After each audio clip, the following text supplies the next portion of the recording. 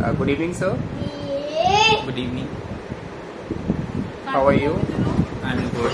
Okay. Thank you. So we are here for taking a short interview about your child. So I'm having a few questions that you need to answer. Shall we start? Yeah, please. So my first question is that what is the disability that your child is having?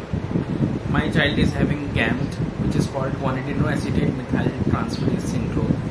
This is a genetic syndrome और ये एक जो हमारे अंदर body में jeans होते हैं उस जीन्स के किसी एक जीन के म्यूटेट होने की वजह से होता है।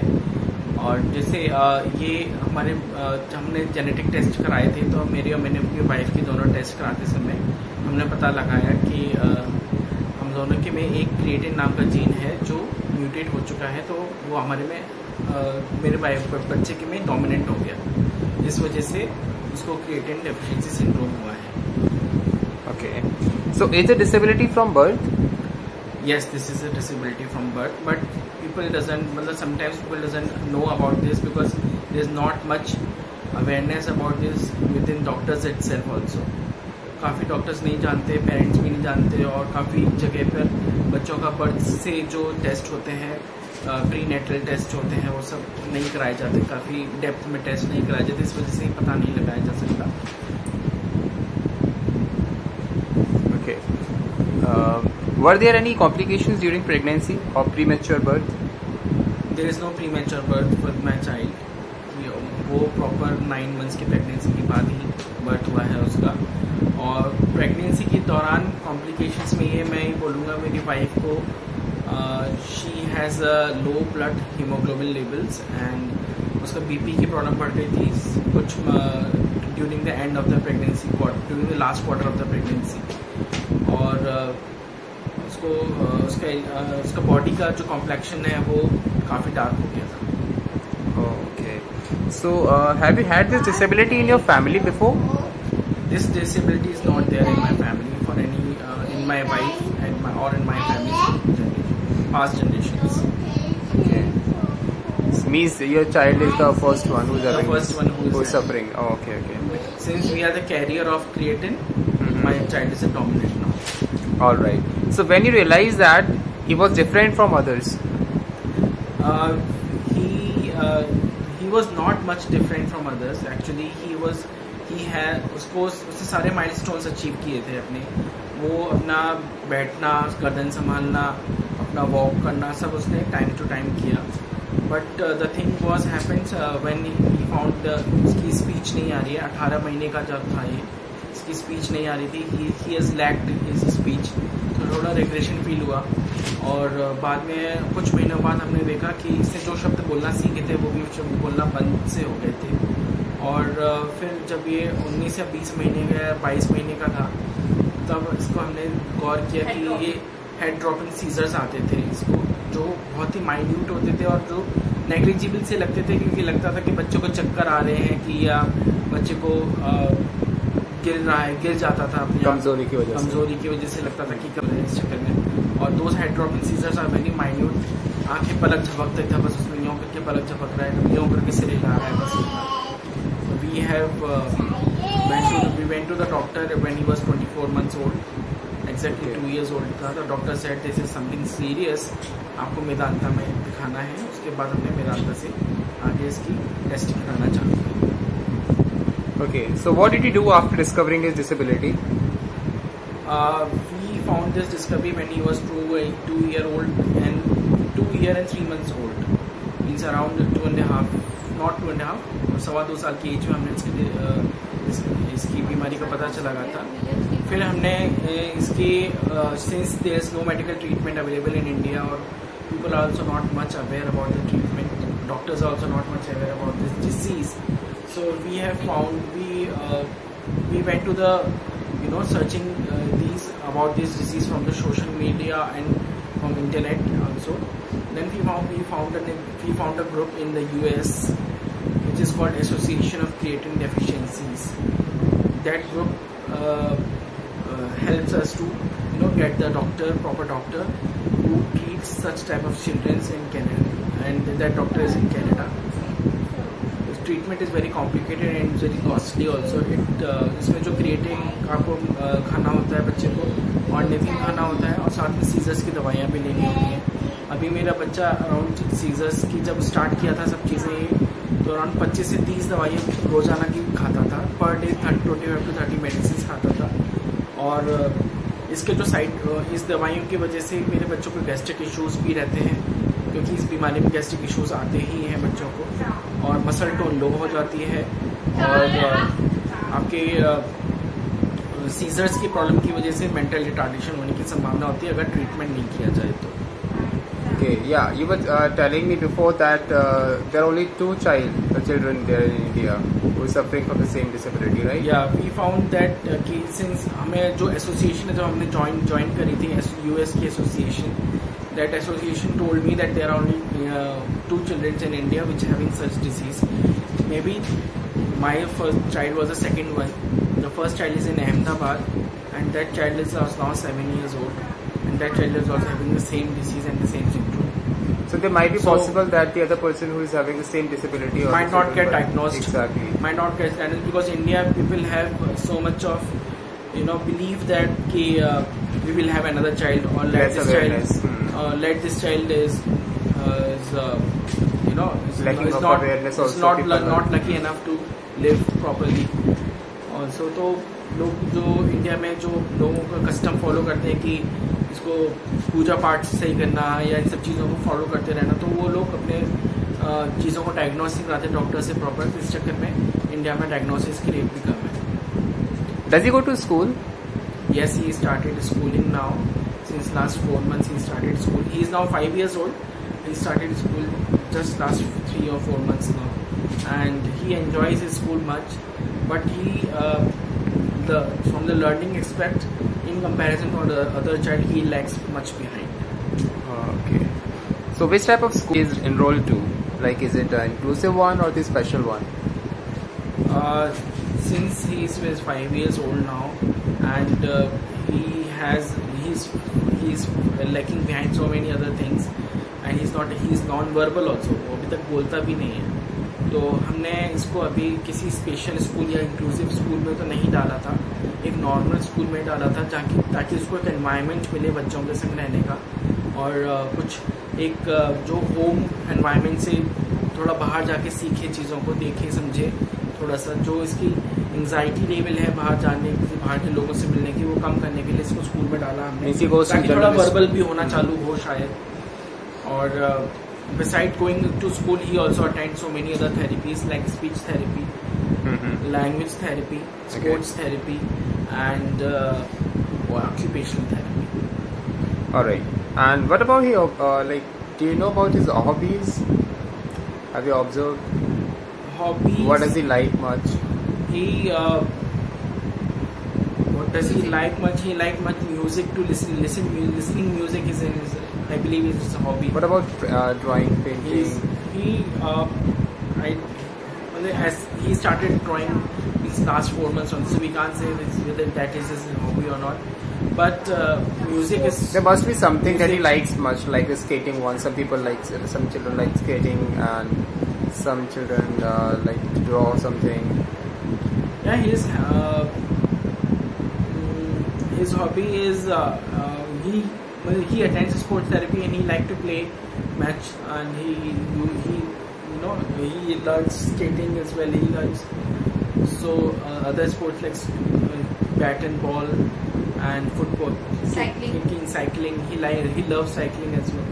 So we can say that cycling is his hobby, right? Yeah, cycling is his hobby. Okay, so Mr. Gupta, my next question is, what all changes does he encounter? The first and foremost challenge which we saw, like he has, मतलब उसकी crying बहुत ज़्यादा होती थी, इतनी ज़्यादा crying होती थी कि we feel embarrassed, while we are in outside, in public places. और हमें वहाँ से फिर मतलब सोचते थे कि जल्दी से घर चलो और बच्चे को काम करने की कोशिश करें. और इसके बदला ये बाइट बहुत करता था, और इसकी जो ईटिंग हैबिट्स थी वो बहुत पुअर थी. He doesn't like eating like normal child. मतलब जो बच्चे छोटे छोटे बच्चे जो नॉर्मल टॉफ़ी या चॉकलेट्स भी खाते हैं या फिर अपने आप उठा के खाते हैं चीज़ों को, वो भी नहीं, वो हैबिट भी बिल्कुल नहीं थी। तो इसके पुअर एपिटाइट, इसका पुअर मसल टोन इसी वजह से भी रहा। और इसकी जो जैसे जैसे ये बढ़ता चला गया तो हमने देखा कि इसकी ग्रिपिंग स्किल्स और मोटर स्किल्स भी बहुत ख़राब हैं। और इसके पे हमने काफ़ी वर्क किया और हमने देखा कि जब इसको स्कूल में एडमिशन्स ना कराने का रीज़न भी एक ये था जल्दी, क्योंकि इसकी ग्रिपिंग और इसके नॉन वर्बल होने की वजह से हम इसको समझा भी नहीं पाते थे, इसको हम समझ भी नहीं पाते थे जल्दी, because we have also seen such this disabled child in our life in the first time. और इसके अलावा इसके साथ जो हमें परेशानियां और हमें जो चैलेंजेस देखने को मिले हैं वो उसके स्कूल के एडमिशन पे भी मिले हैं। Schools, every type of school doesn't accept. Yes, I can understand. You must have faced so many. Every type of school doesn't accept this type of child at the first and for go.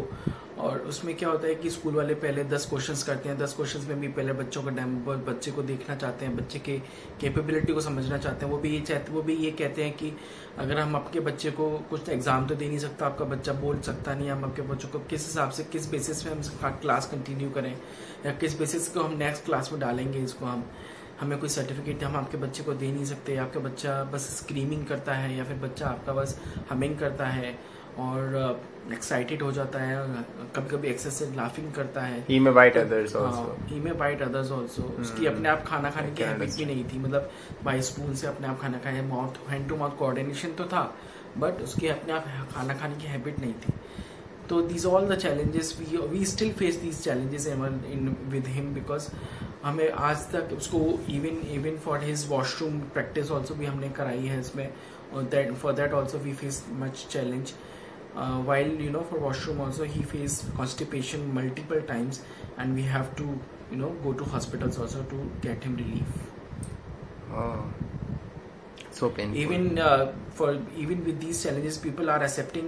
We have accepted our child, and we request all schools to accept the child as जैसा है उसको accept कीजिए. But we found that many of the schools or many of the public in places or many of the places wherever we go, people doesn't like our child's behavior and they says कि why he is reacting so much, you can't. I still remember that I was in a shop and मैं एक shop पर था, वहाँ पे ये बहुत जोर से स्क्रीम किया। तो एक कपल था वहाँ पर जो इसमें से उसके पेरेंट ने मुझको डांटते हुए बोला कि आप अपने बच्चे को शांत नहीं कर सकते हो, कि आपने बच्चे को शांत लेके बैठ नहीं सकते हो, या उसके चुप नहीं रह सकता ये। Then I found very disheartening that how people react with others child. उनका अपना बच्चा होता तो क्या वो ऐसे बोलते क्या अपने बच्चे के लिए? They should think कि maybe there is a child, or he should not scream to me or he should not scream to on my child's behavior. बच्चा तो बच्चा ही है, और चाहे वो समझदार हो या ना समझदार। आज भी इंडिया में एक्सेप्टेबिलिटी नहीं है, इसी वजह से इंडिया में डायग्नोसिस भी कम होते हैं, इसी वजह से इंडिया में बच्चे इग्नोर हो जाते हैं। So painful. Alright, so the last question of mine is, what do you do to keep him going? We face so many difficulties, but we found that कि to keep him move further, तो इसके लिए हम इसकी जो basic medical needs हैं वो सबसे पहले पूरा करने की कोशिश करते हैं हम लोग। मैं इतना फाइनेंशियल कैपेबल नहीं हूँ, बट मैं अपनी पूरी जान से कोशिश करता हूँ कि इसकी जो मेडिकल नीड्स हैं, जिसमें इसको क्रिएटिन सप्लीमेंट दिया जाता है और जो ऑर्निथिन सप्लीमेंट दिया जाता है।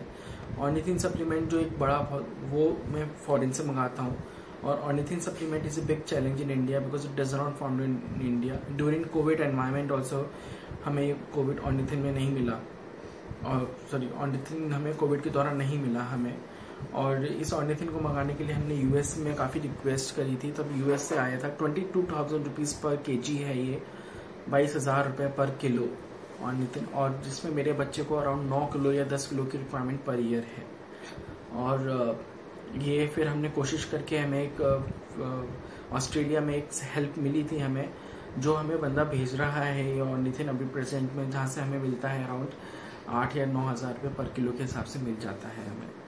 But this is still a very major challenge because India में ऑर्निथिन का प्रोडक्शन नहीं होता, ये चाइना से बन के आता है इंडिया में. और when we started the India से जब हमने ऑर्निथिन खरीदा था, मुंबई में एक कंपनी है जो ऑर्निथिन सप्लाई करती है, वहाँ से जब हमने ऑर्निथिन खरीदा था तो our doctor says that this ornithine is fake because your blood results are not coming good now, so you have to purchase anything from abroad only.